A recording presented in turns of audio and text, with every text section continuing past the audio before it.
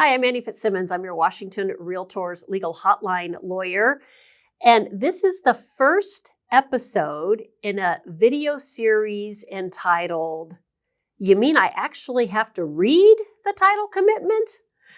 I'm joined for this video series, I'm happy to report, by my friend Jake Mensinger. Jake, will you introduce yourself? Sure. Jake Mensinger. I'm with First American Title. I work in Clark County, Washington. I've been doing this about 30 years, so title and escrow side, and looking forward to talking with you a little today. So you probably know a little bit about what you're talking about, and I'm betting you can have some fun real-life examples to share. Oh, there's always something. Okay. All right. So to introduce this series, Jake and I want to stress how important it is that the preliminary commitment for title gets ordered at the time a listing is taken. And we're going to walk through during this series some of the things that we think are the most important for you as a real estate broker to be paying attention to on that preliminary commitment for title. And the importance of you paying attention relates not only to the listing broker, but equally to a buyer broker. And so we're going to look during this series at each issue as it's relevant from both the listing broker's perspective and the buyer broker's perspective. You cannot properly market property if you don't know the condition of title, because the purchase and sale agreement depends upon seller being able to provide buyer with insurable title. If title is not insurable and you have put the property out there for buyer to purchase and for buyer broker to utilize their resources in helping a buyer purchase, and you're marketing a property that cannot be sold, yet the buyer has spent money on an inspection contingency, making a credit application, ordering an appraisal, buyer has invested real money in a transaction that cannot close because the listing broker is marketing property for which title cannot be insured, meaning that the purchase and sale agreement cannot be performed by the seller. Listing broker, that can't happen. And so listing broker, you've got to order the preliminary commitment up front, but it is not enough to simply order the preliminary commitment for title. You have to read it. And so, Jake, within this video series, does it make sense for us to be teaching brokers how to solve the problems that they find in a title report? I don't think it's the broker's issue to solve the problem, but I think they need to identify it for sure. And then they can express to their customers kind of the next steps or, at least what's happening, right? Right. So it more often than not, it's going to be Jake's responsibility to solve problems that are associated with the condition of title. And that's not to mean that you can actually be the one to literally solve the problem. What would be your role? If a broker says, oops, I think we have a problem, what would be your role as a title officer? Sure, I would identify those problems and maybe point to solutions or point to people who could then give you the solutions. I don't know all the solutions, but I may point you to a real estate attorney. I may point you to a surveyor, or maybe you need to talk to the county permitting department. So we're kind of going to lead you to maybe the direction you need to go, but we may not be able to solve the issue at hand ourselves from the title and the escrow side. Okay, I want to pick up on something that you said. You said, I identify the issues. But here's what I don't want brokers to do, and tell me if I'm wrong.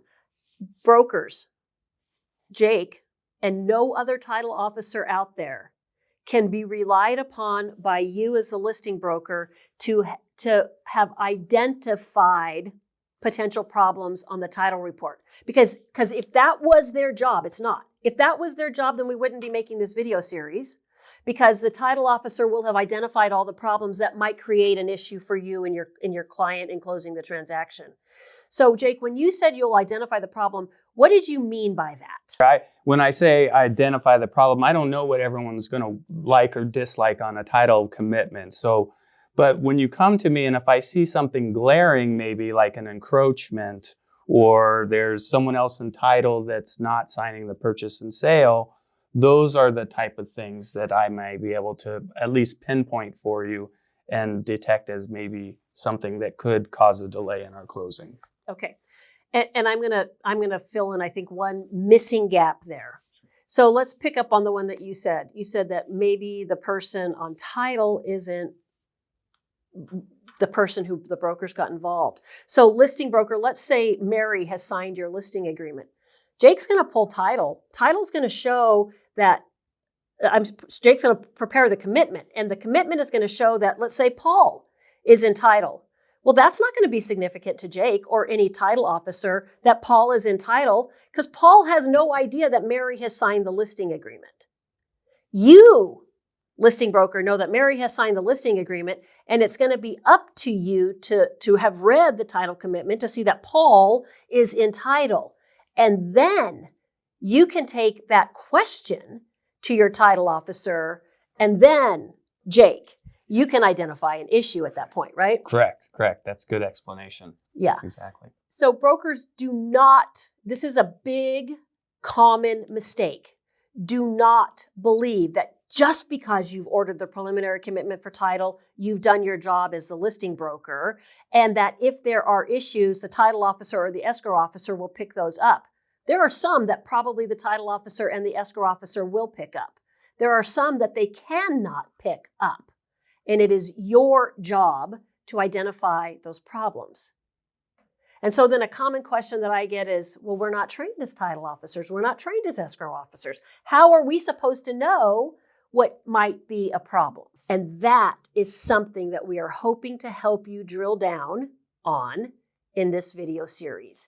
This video series is intended to help you identify issues within a preliminary commitment for title, whether you're representing the seller or the buyer, not that you will then solve, but that you will then be able to ask somebody like Jake or like your escrow officer, I have a question about this. Is it a problem?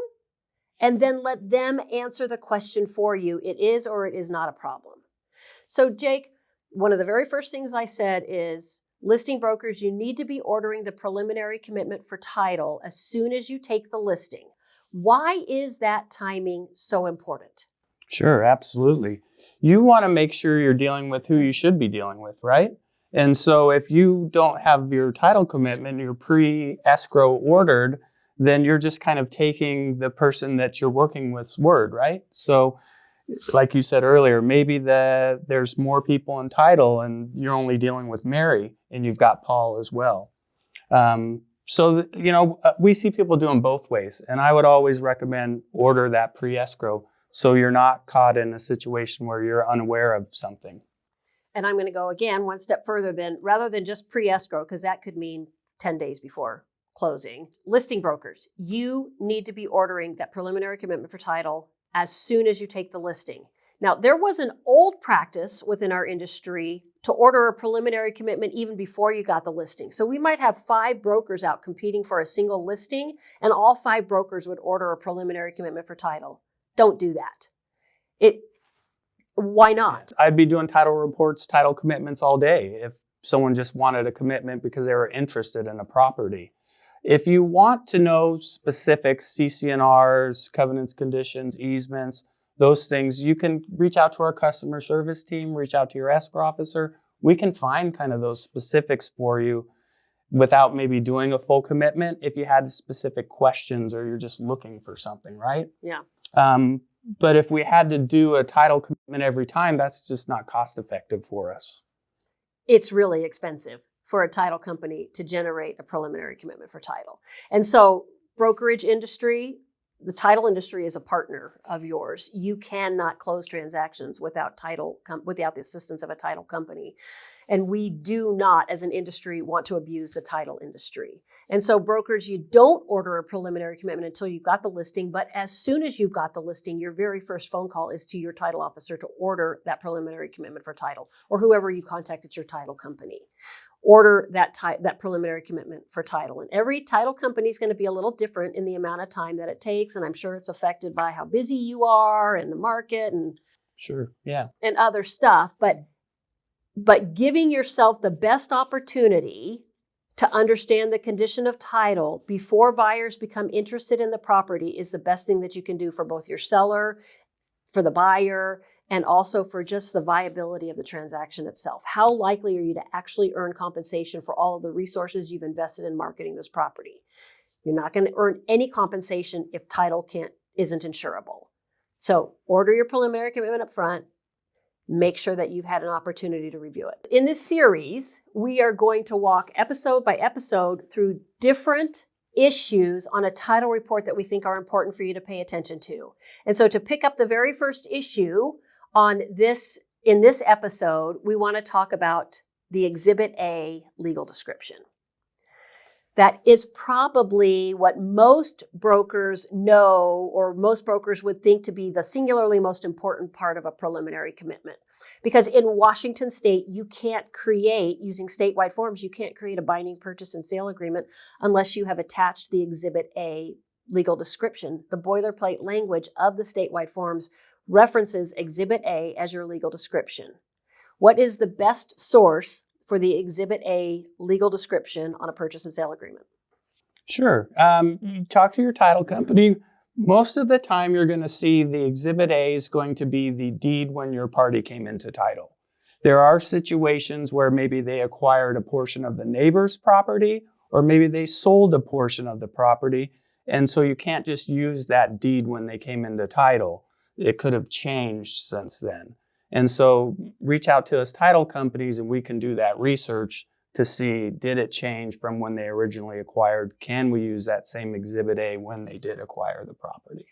But from the broker's perspective, it's as simple as you've ordered the preliminary commitment for title, and Exhibit A is part of that preliminary commitment for title. Correct. And so listing broker, when you list the property, you order the preliminary commitment. As soon as you get the preliminary commitment for title, you attach that Exhibit A as an associated document in your listing in the MLS, so that when a buyer broker comes along, they can access that Exhibit A, attach it to a purchase and sale agreement, and write an offer that could become a binding transaction. If a listing broker, let's say they've done what they can do, they've ordered their preliminary commitment for title, they list their property, they get the listing on Wednesday, they put it active on Thursday. On Wednesday, they ordered the preliminary commitment for title. They're not going to get the preliminary commitment until Monday, and they get an offer on Friday.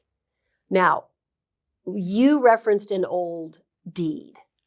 What do you recommend in that scenario where a broker has ordered the preliminary commitment for title, but the commitment's just not yet available, so there is no Exhibit A from the commitment for them to attach to a purchase and sale agreement? What's your recommendation in that scenario? I think you could ask your seller that you're working with, maybe, have they done any changes to their property since they acquired it? Meaning, have they sold that? Have they changed the description? Did they do a boundary line adjustment? Any of those kind of things. If they kind of tell you no, then I think at that point you'd almost be safe to go ahead and look at that deed when they came into title and use that as an Exhibit A, follow up with your escrow officer, your title person, make sure that that matches your commitment when you get your commitment in hand. Okay, so a broker can call a title company, probably across the board, I think, and say, can you send me the last recorded warranty deed Correct. For this property, right? Mm-hmm. Yes. And then title company can do that without having to spend the time that it would take to create the preliminary commitment, correct? Correct. So brokers, what Jake just said is, if you've ordered your preliminary commitment for title, but you don't yet have it, and you need to write a purchase and sale agreement, your second best option for Exhibit A is that last recorded warranty deed, which you can access from the title company. You attach that warranty deed, and you let both buyer and seller, whoever you're representing, you let them know that if this last recorded deed is no longer an accurate legal description, then both parties are going to have to work together after the preliminary commitment is released to modify the purchase and sale agreement to replace that legal description. Oftentimes that won't be necessary, but if it is necessary, that's the kind of thing that your title officer can help you figure out. Is the last recorded deed still the accurate legal description? Before we leave this topic, I do want to say one thing, brokerage community, and this is really important, and it's new information. We have always taught within this industry that if there's no legal description attached to the purchase and sale agreement, the transaction is voidable. That is no longer an entirely reliable statement. And so here's what I want you to take away from this. I do not want you to take away the fact that it must no longer be important to include a legal description. That would be a very wrong conclusion to reach. It is absolutely critical that you attach a legal description. But here's what I don't want you to do. I don't ever want you to represent to your client that a transaction is absolutely and certainly voidable because of the absence of a legal description. Because we have had a couple of cases come out of Washington courts recently that have muddied this question. There is no longer a simple, bright line, black and white answer to the question of if there's no legal description, is a transaction voidable? We used to be able to say that. We can no longer say that. So if you are in a scenario where there is no Exhibit A legal description on a purchase and sale agreement and your client wants out, do not tell them you can definitely get out. Tell them to go talk to a lawyer. That's the only advice you can give them in that scenario. If you have questions on this topic or any other, please visit warealtor.org, follow the links to the legal hotline, and ask me a question.